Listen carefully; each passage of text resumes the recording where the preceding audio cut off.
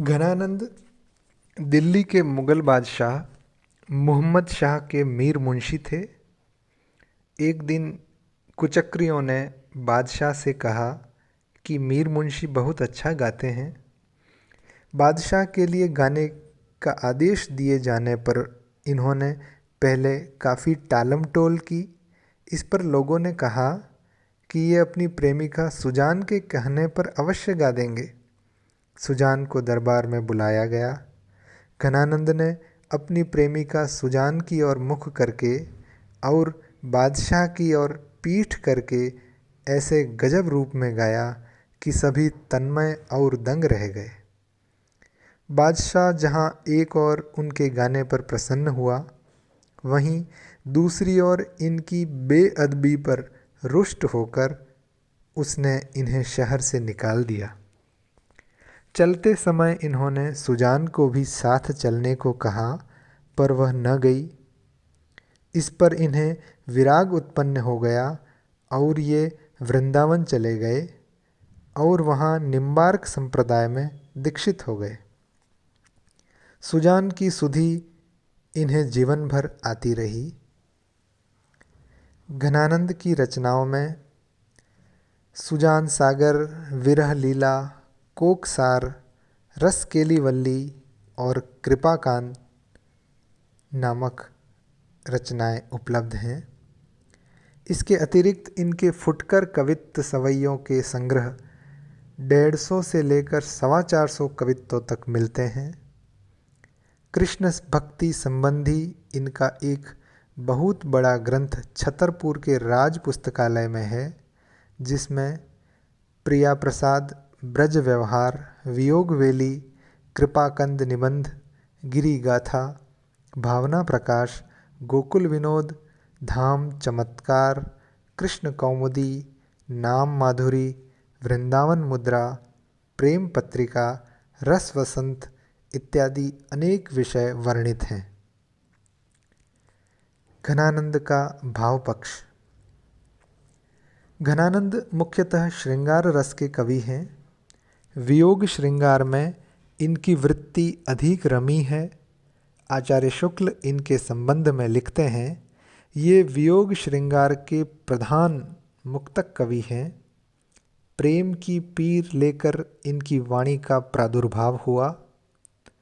प्रेम मार्ग का ऐसा प्रवीण और धीर पथिक तथा जमादानी का ऐसा दावा रखने वाला ब्रज भाषा का दूसरा कवि नहीं हुआ। इनका प्रेम एकनिष्ठ एवं अंतर्मुखी है, अतः उसमें हृदय की सूक्ष्म से सूक्ष्म भावनाओं का अत्यंत मार्मिक रूप से चित्रण हुआ है। उसमें विभाव पक्ष का इतना चित्रण नहीं हुआ। रूप छटा के वर्णन के प्रसंगों में भी इनका ध्यान प्रभाव पर अधिक रहा है। ये एक भावप्रवण कवि थे। अन्य तो कविता को बनाने के लिए प्रयास करते हैं, पर इन्हें स्वयं कविता बना जाती है। इनका वियोग वर्णन अत्यंत स्वाभाविक और मनोरम है। इनकी नायिका न तो क्लॉक का पेंडुलम है और न ही उसके पास गुलाब की शीशी विरह ताप के बीच ही बीच में सूख जाती है। इनमें बाहरी उछल कूद नहीं है, जो कुछ है भीतरी हलचल है। इनका प्रेम फारसी काव्य पद्धति तथा सूफी पद्धति दोनों से प्रभावित है। इनकी कविता में सुजान शब्द का प्रयोग बार बार मिलता है, जो श्रृंगार में नायक के लिए और भक्ति भाव में कृष्ण भगवान के लिए प्रयुक्त माना जा सकता है। पर इतने मात्र से इन्हें भक्त कवि नहीं कहा जा सकता है। इनकी अधिकांश कविताएं भक्ति काव्य की कोटि में नहीं आएंगी, श्रृंगार की ही कही जाएंगी। जीवन के अंतिम दिनों में इन्हें वैराग्य अवश्य हो गया था, पर फिर भी अपनी प्रेमिका सुजान को वे भुला न सके। यदि इन्हें भक्त कवि कहकर ही संतोष का अनुभव होता है, तो अधिक से अधिक इन्हें उन्मुक्त कवि कहा जा सकता है।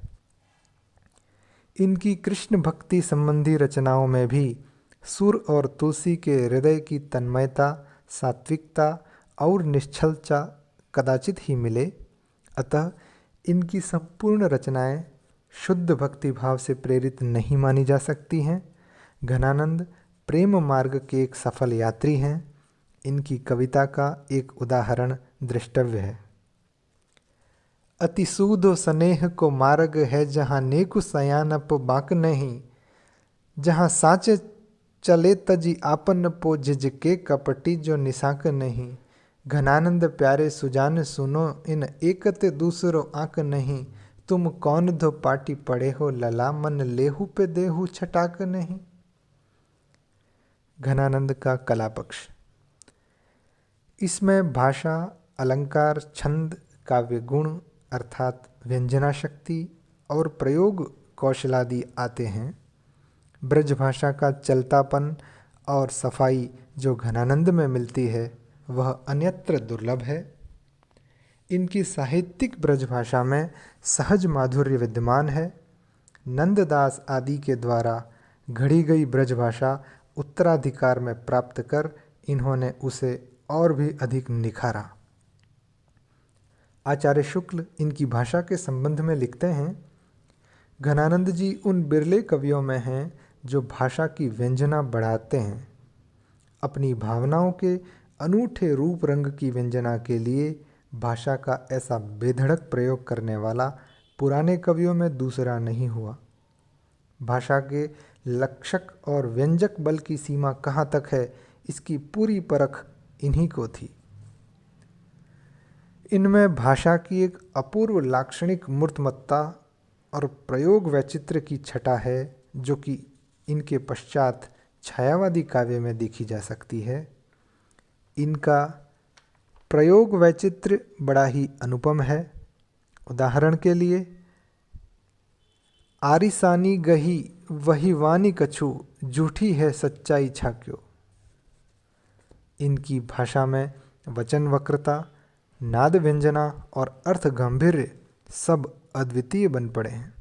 सच तो यह है कि साक्षात प्रेम रस के अवतार घनानंद ने ब्रज भाषा काव्य में एक नवीन परंपरा स्थापित कर दी।